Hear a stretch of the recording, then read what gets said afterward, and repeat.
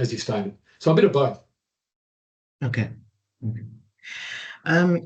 So I just wanted to talk about your time at the Special Air Service now. And one thing which kind of struck me was so Australia has a unique geographic location. It has like all the perfect environments. You've got the desert, you've got I believe you have certain like there's you can train in the jungle, you can train in the desert. You're close to the water as well. So how has this kind of like shaped the unit's operational focus and training compared to some of the other special forces units in the world? Yeah, look, I think it's shaped it certainly. And as you say, there is certainly jungle environments in Australia. Um, uh, there is an incredibly large amount of desert expanse or desert expanses in Australia. And you'll see that with, I guess, geographically or geopopulous wise, we've got, the majority of Australians live on the coast, full stop, because it's not tenable to live in the middle of Australia. In the majority of the middle of Australia, it is simply not tenable to live. It is arid, hard, arduous desert terrain. But also we've got altitude, we've got snow in certain parts, so we can do Arctic or cold weather training, and then we're surrounded by water, of course, as you said. And surrounding in all of that, we've got along with that, I guess, arduous sort of terrain and weather, we've got pretty challenging wildlife out here as well. So all of it, which makes it a challenging environment. How's that affected our operational development? I think probably fairly significantly. It's the 60th anniversary of the Special Air Service Regiment this year. So Special Air Service Regiment has been stood up post World War II for about 60 years now. The genesis of our special forces, some would argue, started in the South African Boer Wars of the late 19th century. So into, I guess, even elements of our forces in World War I. But true special forces started with their independent commando companies, I guess, in World War II, and a force called Z Force, which both those agencies or forces battle hard against the Japanese. So I guess our operational imperative has revolved around, as we said, deserts, style, and warfare. The ability to control or wage warfare across vast expanses of land and desert in Australia, and certainly a preponderance or a heavy focus on jungle training, because our nearest neighbour, straight off the coast of Australia, we step straight into New Guinea, Indonesia, straight into Southeast Asia. So on our doorstep, if it's not Australia, it is jungle. So that has really shaped us.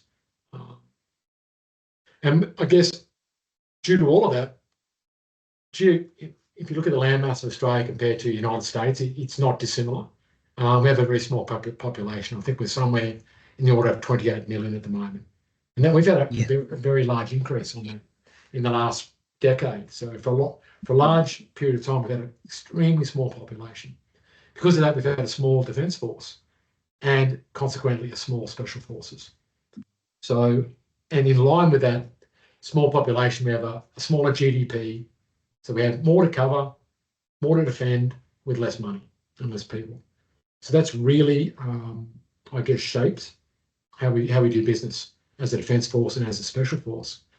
That means that we've had to learn, both as a force, as small teams, but also as individuals, to do more with less. And as individuals, that could mean you need the ability to walk further, drive faster, drive further rather, swim further on less food with less water. So long-range strategic reconnaissance with minimal resources. So I guess what this has occurred is that we've learned to have an absolute reliance, not just on small team selection, but also every single individual in the Special Air Service is exhaustively screened and selected. Now, I know that is true of all special forces, of course. But I believe we take it to the next level here. There can be no weak links. There can be no person that requires more food than another on a long range patrol, or more water, or can't go as far, or something. So intellectually, physically, mentally, and emotionally, our operators need to be as highly resilient as possible, and we exhaustively select for that. And to give an example of that is, I think someone like a unit like the British Special Air Service, I think they say openly that they select from proven star performers who were soldiers already. So soldiers or sailors that were proven star soldiers. But a star regular soldier or sailor, in the case of Royal Marines or Special Boat Squad, or I guess in the United States perspective, we've got the Navy and the Marine Corps and so on. Just because they were a star performer in their regular trade outside of Special Forces, that's irrelevant in the way we select Special Forces soldiers in Australia. We select individuals and personalities and character. From there, we can train them to do anything. And that's our mantra and our mentality. We don't look for the proven military person already. We look for the character and the person. And from there, we can train them to do anything. And that's, I think, the nuance or the difference between how we select compared to someone like the British SAS may select their personnel. Mm-hmm. Okay. And like as a part of the selection process, so I was just doing a little bit of reading just about it. So um, everyone has their own specialization. Just as you said before, people train for CQB, close quarter combat, and everyone is certified for parachute operations. You do high altitude jumps, HAPO, HAHO operations as well. So, like, just how has the selection process changed over the years? Like, I mean, the world of warfare is changing by the minute. So, Yes. how does how does the selection process adapt for these evolving threats and societal changes? Yeah, that's interesting. Look, I guess Australian Special Forces is Australia's Tier 1 Special Forces unit, and I guess over the years of its history, it's had a range of tasks and responsibilities or roles, and as decades have come and go, the reliance or the importance of each of certain roles have ebbed and flowed. So we've gone from initially things like long-range strategic reconnaissance, much like you would think of in the long-range Desert Patrol Group or the British SAS of North Africa in World War II, those sorts of roles, through to we still maintain that role. We do things like special warfare or guerrilla warfare, that is standing up Indigenous local forces to conduct that where necessary. We talk about strategic recon itself, long-range SR. As you said before, what we've touched on is domestic counterterrorism, but also offshore counterterrorism as it pertains to Australia's national interests. Certainly special recovery operations, that is recovery of Australian nationals overseas where needed. And a lot of those have ebbed and flowed over the time.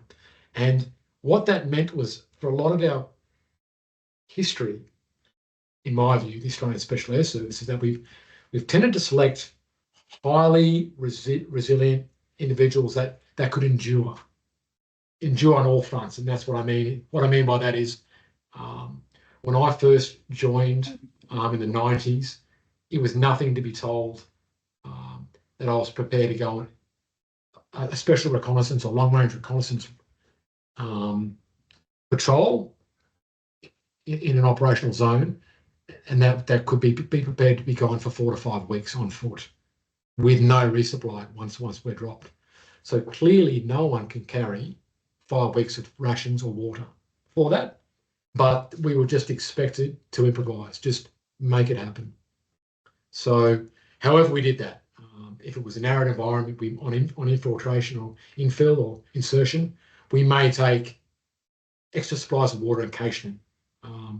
So insert wherever we are and move, cache them, then move on, and then come back and somehow resupply that way, or just live off the land and or local resources. So there was a massive reliance around sorting out our own resources where necessary, sourcing them locally and or just using our initiative. So what that tended to produce was what we call racing snakes, colloquially in Australia, is guys that could run all day, could march all day, carry massive loads, like looking like when they had their pack and they look like an ant with a breadcrumb. All you could see was this massive pack and small pair of legs underneath it. So it was endurance, stamina, and the ability to go long periods of time with limited food and water. How has that changed over the years? Well, we started stepping into things like Iraq and Afghanistan. It became more long-term urban.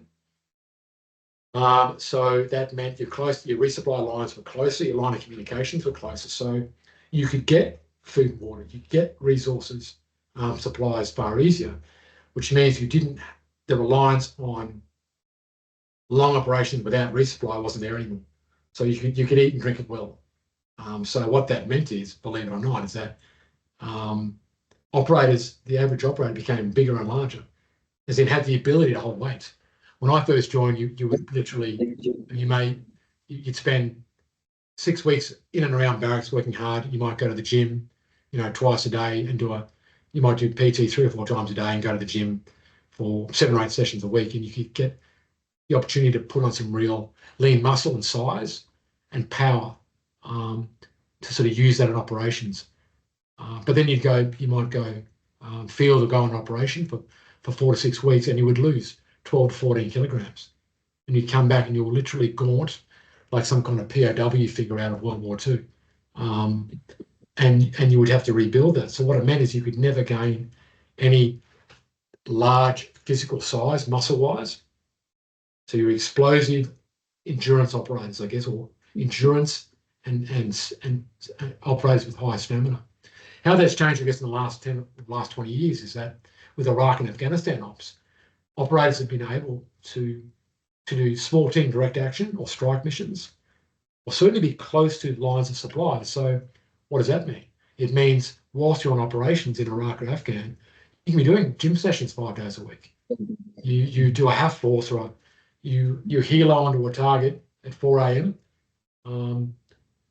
Quick march in or stomp in 5Ks, hit a target, stomp out, get extracted, and you're back at base by 11 o'clock.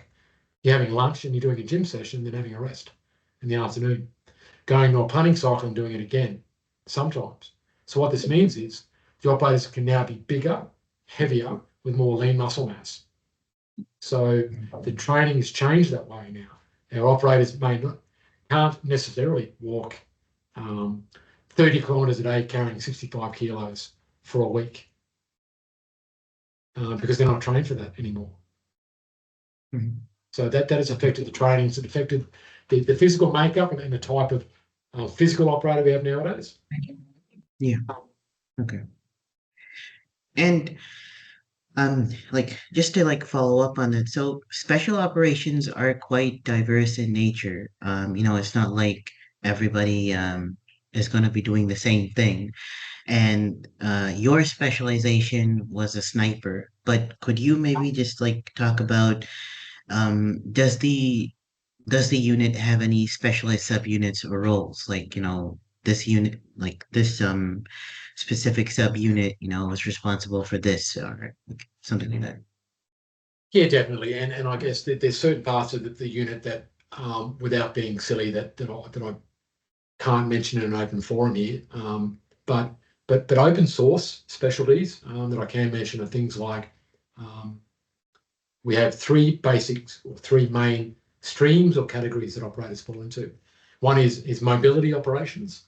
So they're called mobility operators. So they do all things mobile, and that's land mobile. So trucks, armoured vehicles, motorbikes, all-terrain vehicles as in ATVs, motorbikes, I think I said, anything to do with transporting across land. And that's these streams are mostly designated by their insertion and extraction specialty. So mobility operators specialise in insertion and extraction, infill and exfil by land vehicle, whatever that be. The second stream would be air operations or free fall. So as you say, HAO, HALO, different types of shoots, different types of methods of air insertion they specialise in. And then the last category or specialty of insertion is water operators. So they deal in all types of insertion, water-based. So that is diving, that is land-based diving, ship-based diving, infill, exfil from submarines, small boats, I guess fast rigid hull floatable boats, traversing, canoes, and assault swimming. So that's the third category. But as you mentioned, keeping in mind that all SAS operators at basal level are parachute qualified, and they're qualified in all land vehicles and small boats as well. So particularly when we move to counter-terrorism operations, that's fairly poignant. All operators can parachute in, can drive in whatever vehicles they need individually, and can at least surface swim in or come in off boats.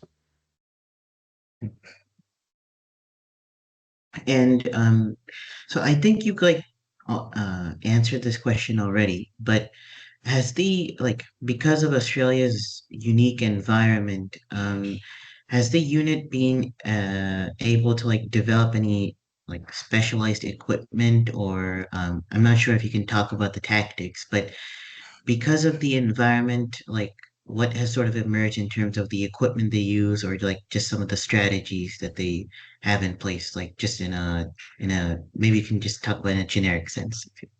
Yeah, definitely. And I guess as you said, I've probably mostly answered that, but I guess an anecdotal or a real tactile or tangible example of this is our long-range patrol vehicles, or our six-wheeled four-wheel drive vehicles that we deployed in Iraq and Afghanistan. It was, I know that when we deployed into Afghanistan initially, and certainly Iraq later, and I'm talking second Iraq, early 2000s, it was quite surprising to Allied forces, and I think particularly the US, that we could survive so long without resupply in the deserts of Afghanistan, and certainly parts of Iraq. It was nothing. We could certainly, whilst we would be air resupply where necessary, it was nothing for a vehicle patrol to roll into the desert and be gone for 2 or 3 months.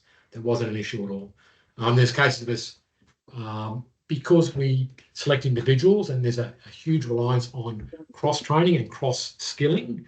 We've got a number of vehicle mechanics in each squadron who are bona fide operators, but vehicle mechanics, so we've had whole engine blocks, whole engines airdropped into the middle of the desert, and our own operators have replaced engine blocks of whole engines and have our long-range reconnaissance vehicles. Ourselves, just with a block and tackle, we've done that. So I guess it allows to reaffirm what I said before, what we've learned to do with our environment and resources is operate both our vehicles, our equipment, our personnel. We're all designed and have the capability to operate for long periods of time over vast distances with minimal resources. And what that requires, is always required, is resilience, toughness, but certainly a high level of cross-training and initiative displayed at all levels. Mm-hmm. We just simply make do because we have to. Okay. And just a final question I just had about the unit is, obviously the unit operates with a very high degree of secrecy, but how do you think the Special Air Service Regiment has contributed to Australia's national identity and the ethos of the country? Yeah, look, certainly with technologies, I guess, the motto of Australian Special Air Service is who dares win. So if there's tech out there, or if there's ideas or emerging philosophies on warfare, you can guarantee that we're playing with it, and we're at least testing it, running it through R&D and seeing if it's worth keeping or throwing away. How has the unit contributed,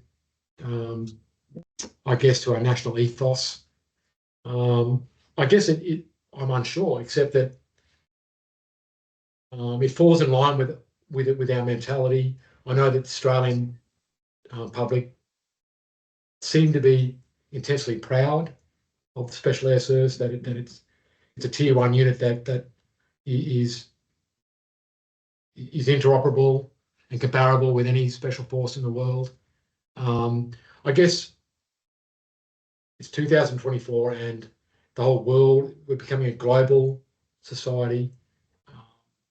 National boundaries are shrinking and or disappearing, one would argue, but certainly Australian starting out as, I guess, what one would predominantly say was a convict nation, a British convict nation. There's certain belief that there was a convict mentality or that existed within the Australian populace. That is, you look after your mate, keep your head down, don't expose yourself. And this is called the tall poppy syndrome in Australia, which I'm sure you have it. In Canada and other parts of the world where it's always been discouraged in our mentality, I suppose, culturally, not to raise your head, not to be different, just to keep your head down and look after your mate, look after the group and get ahead. So Australians don't heap or offer praise easily. It's hard to win praise in Australia.